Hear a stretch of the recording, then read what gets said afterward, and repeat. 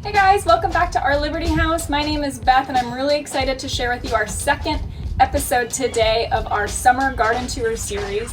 This series is where we are interviewing local gardeners in our area in Zone 9B and just showing you a wide variety of different garden layouts, what people are growing, anything from hobby gardeners to small business owners. In today's episode, we're going to go interview our friend Amanda with Bloom Sacramento. She is a local flower farmer here in our zone and runs a small business of making bouquets with a Bloom subscription service as well. So I'm really excited to share with you how she gardens in her space. So let's get to the interview and garden tour. I can't wait to hear what you guys think. Hey everybody, Lucas from Our Liberty House. I'm here with Amanda from Bloom Sacramento in one of her flower gardens, and this is what we're going to go over today. So this is one of 3 properties, right? Four properties that you're growing flowers on. And how long have you been like commercially kind of growing flowers here at this space? At this space, this was like the OG space. It's so 5 years ago in 2017. Maybe a little bit before then, I had it started. So is that when you started the business? Like that was the purpose of starting this? Yeah. More than a hobby. Yeah. It was never a hobby. It was just always a business. Yeah. What made you get into like flower gardening? I mean, like a flower business. Like what kind of sparked that? So a bag of dahlia tubers from Costco, which is ridiculous, but I had never gardened before then. It was never in my interest. It was not my wheelhouse, nothing. I provided speech therapy and that's what I did. But I bought this bag of dahlia tubers. We redid our backyard at my house and I planted them and I wanted to live in my garden. I wanted to sleep with them. I wanted to just hang out with them. I would sit and eat my breakfast with them. Wow. And I grew these amazing dahlias, and that's kind of what sparked it all. I was like, I want to quit my job and become a flower farmer, and I did. So here we are. So now that's your full-time business. It's the Bloom Sacramento, and It's a subscription service, right? Mm-hmm. We'll put all the links in the description so you can check out Amanda's business and get on. And I think and go over a little bit more of what we're growing here and kind of like how you manage, growing flowers when most of people like we grow vegetables and know nothing about flowers. So, we kind of think this will be fun. I don't know all that much about flowers either. Don't you worry. So let's go over some technical stuff here. You just it's like one giant raised bed. Yeah. And then did you bring in like commercial soil or like from like a landscape? Yes. So when I first started here, it was basically barren, fallow land, and like I had a dead tree in it that I had to get out. We basically had to start from scratch. And so I brought in some compost, I brought in some soil, I brought in all the amendments, and I tilled it all up, and I had a big rototiller, and I just kind of loosened all the soil. I brought in a ton of soil to just kind of give it the nutrients, and I added my own amendments to it as well. Now, are you doing that yearly now, like bringing in like some top dressing or? Yeah, so it kind of depends on if I'm starting over, if I'm pulling everything out, or if anything's staying. Yeah. Each one of these weed cloth barriers is its own, so I can just do one row at a time. If I need to, I can always add more soil, but I always do the amendments every year. I always do a micro tilling of it every year, just to kind of loosen any compact things and get everything out. So and just doing some fertilizer seasonally. So the amendments I do like oyster shell and some feather meal every year to throw in. Obviously on the business. I don't live here. And then you just have the burned holes in the fabric for like basically like gridding out this. And then these are interesting for the non-flower grower. I'll kind of so is this just to like keep everything upright for growth? And the theory is that when they go when they get taller, we lift them up and they'll keep going. Yeah. Right now it's kind of a mixed bag of stuff, so they're just at the bottom, but it kind of keeps everything growing straight. For bouquets and yeah, because I want straight stems for bouquets. Yeah. No, it makes sense. It's kind of like, I even wonder like if you could grow like tomatoes in the same like fashion, but that's just where my brain goes. Yeah, I like for other things like sweet peas, I'll do it vertically instead of horizontally, and they can grow it up like a vine. So it's pretty, you can make it go whatever way you need to. Is this pretty much year round? You have flowers that you can grow 10, 11 months out of the year? Yeah. So a lot of this stuff, well, I grow seasonally, obviously, and so I'll have my spring flowers that are actually get planted in October, then so I start in October, and then those overwinter, and they will be out in the spring between January, February, March, April, May-ish.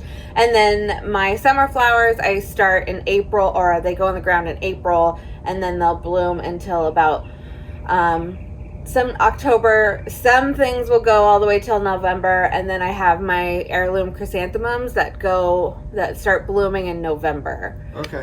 So what kind of stuff are you planting in October? Like for like somebody who just wants like a little like home cut flowers, like what kind of stuff should they be planting in October? In October, I'm doing ranunculus and anemones. I'm also doing all of my any plugs that I've bought for the spring. So I'll do stock delphinium, a lot Godetia. I just bought all of my stuff for the spring, and I can't think of anything else. That's fine. I just, most of us don't like who intermix flowers like into our like vegetable garden. A lot of our flowers, like we don't think about planting spring flowers in October, which is kind of interesting, because like you do think about the ranunculus, and we've planted those before, but like plant them in like December because we forget, so like October, that's just like so interesting that you're planting in October. It's kind of like we plant garlic in October for June. You plant flowers in October. Yeah. And do those bloom all winter long? What? The ranunculus? No, so they are dormant. Well, they're basically dormant until they'll start blooming in about March. So they go in October. They like a good cold. And then they'll create their root systems.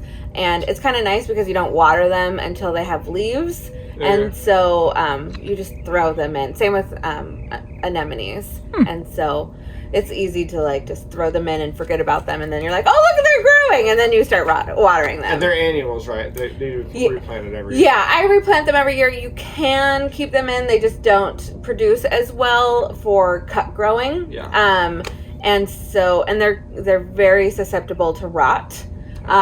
So if you have I have some that I have left in the ground, but I don't have anything planted on top of them, which kind of is not great for me because I have such a small space that I don't have it watered, and I lose that space for the year. But those are my earliest bloomers too.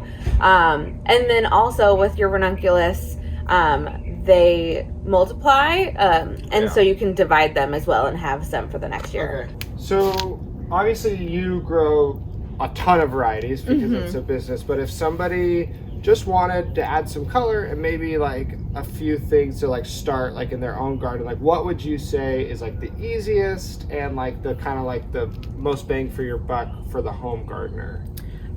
For our area, zinnias, hands down. Throw some zinnias in, pinch them multiple times, and then they are going to bloom for forever. They love our heat. They produce. You can cut. As long as you keep cutting them, they will keep growing. So that's what you're saying, like pinch them, like just keep, basically forcing them to like keep producing. Don't let them dry out, and then they obviously go to their seed cycle. Exactly. And the first, when they're like this tall, like 6 to 8 inches tall, you're going to want to pinch them so they start branching as well. I also like to take the first few buds off too to keep them producing more stems, because if you don't, then they'll stay like one little stem and then that's over, and you're like, well, that was a bummer. So zinnias, obviously, like everybody loves. They're like we grow them because they're easy and they self-seed, and so you'll have them the next year too, probably in really random places. Zinnias are super great to grow. Let's think. Marigolds are really easy too. You can just throw those in. If you get your flowers from a nursery, they're gonna be smaller. They're not gonna be for like cutting. So you want to go and get seeds, or if you have a nursery that sells flowers for cutting, because like we've grown the marigolds that they're like this big, where mine are like up to my shoulder. So those are from seed. I don't get my plants at a nursery just because those plants are meant more for landscaping, and they're bred for being shorter. So which is absolutely great, especially if you just want it in your garden. But if you actually want to make like a bouquet a couple times a year. Yeah, absolutely. So those are great. If you want to deal with the craziness of amaranth, that one's super easy to grow as well. But it gets kind of big and crazy. Heavy self-seeder too, right? So these ones aren't as bad as some of the Celosia that I grow. I've had Celosia like take over and be like a cover crop the next year, and I'm like, oh my gosh, you guys need to go.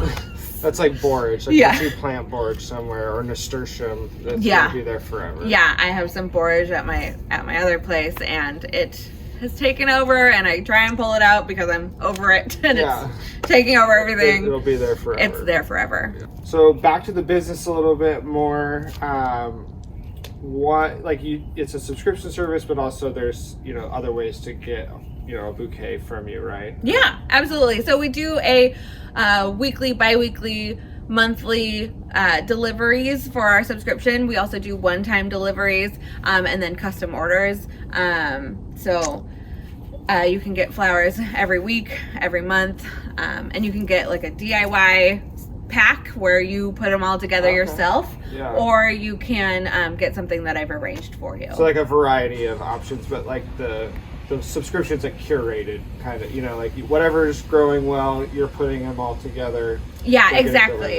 What we use are flowers that are seasonal and what's ready. I'm not getting anything flown in. I'm not going to the grocery store and buying stuff from Trader Joe's. I'm actually using my flowers that I grow here, and what I don't grow, I get from other local flower farmers in our area.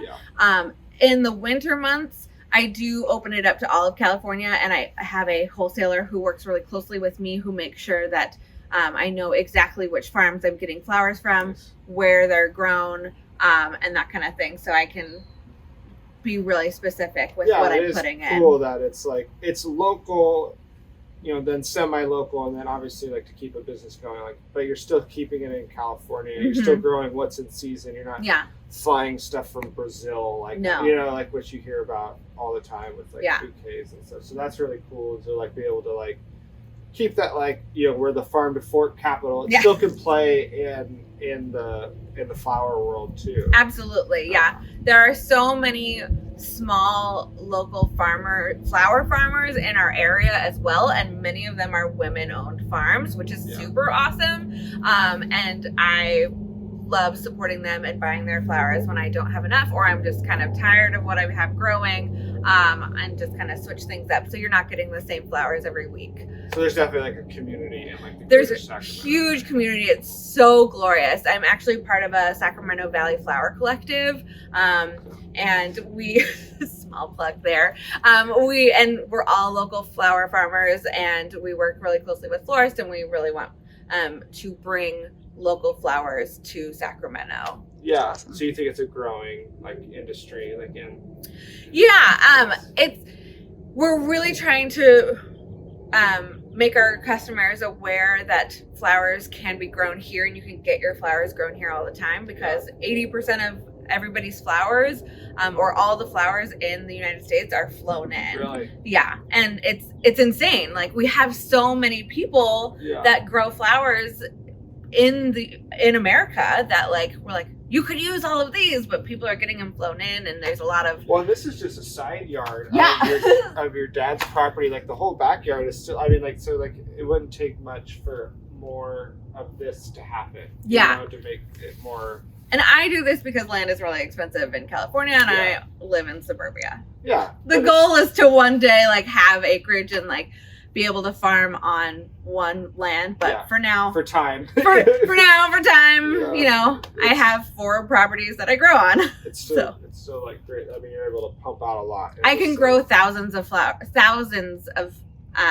actual plants each year. Yeah. So with the business, is it just you? And I know you said your dad helped you, but do you have like real employees, or is it kind of just one woman, one show right now? It used to be a one-woman show, but I was actually able to hire someone to help me. She helps me weed and fertilize, and she helps me with like the daily tasks and stuff. She comes in a couple times a week, and then she helps me deliver as well. Okay. So she and so Emily is my assistant, and then my dad deliver the flowers for me so I can do the other stuff, and I have 2 kids, so it's really helpful.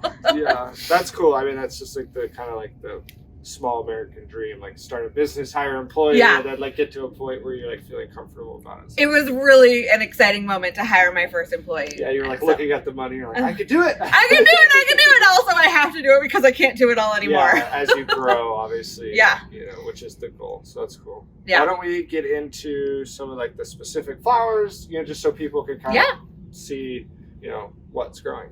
So I'm just going to go through a little bit of what I have. This over here is Poor Man's Orchid. We kind of cut it back because it was doing some weird squiggly things and it wasn't helping. So we just kind of cut it back and we'll see what happens with it. And then we have Green Mist over here. And then next up, if I can make it through, I have some Salvia, which is lovely. I grow it every year. Just it's really great to grow. These are some dahlias that I grew from seed. So I don't use these ones in bouquets, but they will grow tubers and I'll use the tubers for the next year, and then I can hopefully cut from them and use them in bouquets. For now, I just put them in my dad's house. And then back here we have some amaranth. This is Hot Biscuits. I swear it's not dead. It's just this bronzy color, which is actually really beautiful. And then over there we have Chinese forget-me-nots, which are kind of at the end of their lifespan over there. This, we have a little chunk of Celosia. There's a few different varieties back here with the Celosia in between the 2 amaranths that we have. So this is a red Spike Amaranth, and it's kind of nice to have those 2 colors. And then it's so cool that you're able to pack things in, you know. I pack it really closely. So these 3 beds, these 3 are all 12-inch spacing. And then we have 9, 6, and 4. This actually might be 9. Might be 12. Can't remember. And then we have some ageratum. We have the like bluish purple, and then we also have white. Then we have asters, which don't love me, but I try every year. So yeah. Is that what this is too? Yeah, all of this is aster. Oh, cool. Doing some sad things, but it is what it is. And then in the back, I cannot remember what that is. It's starting to grow, but I'm not sure what it is. See when it blooms, right? Yeah, we'll see it when it blooms, and then we'll see if I remember. It was something new that I tried this year. Still like very intrigued by this. It's like this, we just kind of cut everything down. But I had bunny tails in here. I don't know if you're filming here. Yeah, so I had bunny tails in here that we just cut down, but they're like this, and they're super tiny and cute, but they're great for drying too and adding a bunch of little texture to bouquets. We have some scabiosa, and then we have some phlox over there that we're trying again, which apparently second year is the year to cut. The first year it's just kind of getting established. That's quite a few flowers that are like a 2-year cycle. Yeah. Is that right? Yeah. I So struggled to get this even to We planted some, didn't we, that one year? I tried stock, but I think I planted it like early spring, and I think you need to plant it. Yeah, I was like way off on my timing. So, well, that didn't go as far as I wanted. Yeah, this is as good as I've gotten it ever. And so, we're gonna leave it in and see. There's some more back there too. We'll see what it looks like next year. Nice. And then we have so I cut back all of this. Well, I tried to come back. This is marigolds. So we have the cute little yellow ones as well as the bright orange, which are super great because they last forever. And then I have, these are straw flower back here, which are just got cut back, but they'll come back. That's a summer Straw flower. Yeah, you can actually get it all year, almost all year, depending on when you plant. Big old bees. Okay. He's a daddy. Yeah. I'm sure he's happy. Yeah. He's like, this is on my route. Yeah. Yeah. At my house, it's insane. Like, we have my house has the perennial garden in it with like echinacea and rudbeckia and all that kind of stuff. And there is just a constant stream of bees. Yeah. Our echinacea is a bee factory. Now, and you can just stand next to it. Yeah. Bees don't even bother you. And No. They're just like, they're just there. You just see them like putting their little working tongues away. down through. Yeah. And then sometimes I'll like go to cut something and then there's like 5 bees sleeping in a flower and you're like, oh, they're so cute. So then this is some more celosia that I have growing. And then kind of a mess of stuff back there. And then this is going to be filled with sunflowers. And these ones, not really sure what happened there. I think that it just got really hot and maybe they were like, oh, it's time to bloom. And they're producing multiple heads too, which they're single stem sunflowers too. So I'm like, what's going on? But, you know, sometimes it works and sometimes it doesn't. And so I'm just kind of succession planting. And then these will get pulled out and I'll put in new ones and keep going. So a lot of this stuff you said, it's kind of like cut and come again, kind of, the marigolds, but then how much of it is like where you succession plant like through the whole summer season to keep up with demand? It kind of depends on how organized I am. But these sunflowers, I have succession planted. These ones are doing weird things and blooming right now, really tiny, but that's okay. And because I am succession planting them, so I'll go about every 2 weeks, I'll do a new, I'll seed more sunflowers. I just seeded another tray of zinnias as well. So when I succession plant, I'll do like some in the beginning and then like some like a month later. I don't typically do it throughout the summer, just the zinnias and just the sunflowers. Okay. A lot of it's like plant it, harvest it, let it, kind of like keep going. Yeah, I do very few one cut wonders. Yeah. So, business wise, space and time. Yeah. You want the cut and and reproduce kind of rather than cut down, replant. Exactly. I want things that are going to work for me. Yeah. And I will get some that are a little more picky, but more bang, like the big bang stuff. Yeah, like Lysianthus, I'll probably get 2 cuts out of them, and those are a whole other story. And the chrysanthemums are a year-long process, but they're the only thing that I'm gonna get in like November area. So it kind of works out. So it is cool that you have, like, you kind of mentioned it briefly, but you have like tight spacing, like you have gridded out. Are you do you move the grids like nearly to like kind of rotate it, or does it, just with your amendments, you feel like you can grow the same stuff in the same spot every year? So nothing is ever the same here. Yeah. So this year it's sunflowers right here. Last year it was Lysianthus. Okay. So I don't typically move the fabric because the spacing is different from this side to that side. But I keep you reusing the fabric for years and years. But I will rotate all the plants through. So there's a few different spacings, and then I will, like, the Celosia's in this row this year, but next year it'll be in a different row. Yeah.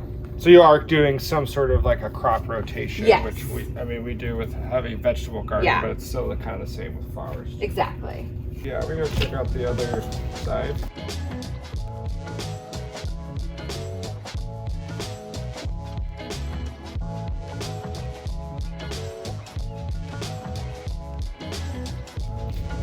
This is real life. So. Yeah. So a couple more, just have another space. It's really cool that you're plugging where you have space to grow things. You're like plugging it in. Recently harvested, so yeah. We got some Echinacea. Yeah, some Echinacea and some Rudbeckia over there. A couple of these two quadrants were spring flowers, and we just actually weeded everything out on Friday, and so the stock is done, but it's better to leave it in than to just have blank soil. Yeah. Which I'm doing right there, but we do what we can. So, and then we have a couple of dahlias right here. We figured out that we have a small little microclimate over here, so the dahlias seem to do a little bit better here than they do at my house. Really? Which is interesting. Do you think it's the sun? It's actually colder here. Okay. So when we had our was it last year, we had some weird hailstorms, and everywhere, like my house didn't get any hail. Like we got some hail, but it melted really quickly. Everywhere melted really quickly. Here everything iced over for days, and so it just is a little bit colder, I think, and it just stays a little bit colder. I'm not sure if it's like protection or I mean, just the way you see the that sun all is. the time. Yeah, it's Sacramento has like all these microclimates. Yeah. If you're like close to the river, if you're right up 100 feet, it's Sacramento's weird. It just does its own little thing. So the dahlias have actually been doing really well here. So I have these two that I put in as an experiment. Yeah. And so, and then these were, like I said, they were from the spring, and then this columbine has been here for a couple years. I think it's gonna be done this year. Okay, so we really appreciate your time showing us just one of your properties, kind of going over some different varieties and things that work well in our area if people want to add to their garden. Where can everybody find you again if they want to get a bouquet or start a subscription? You can go to my website, bloomsubscription.com, or you can follow me on Instagram, bloom_Sacramento. Okay, and we'll put all that in the description, so if you don't remember it, you can find it. And appreciate your time. Thank you. Thanks so much.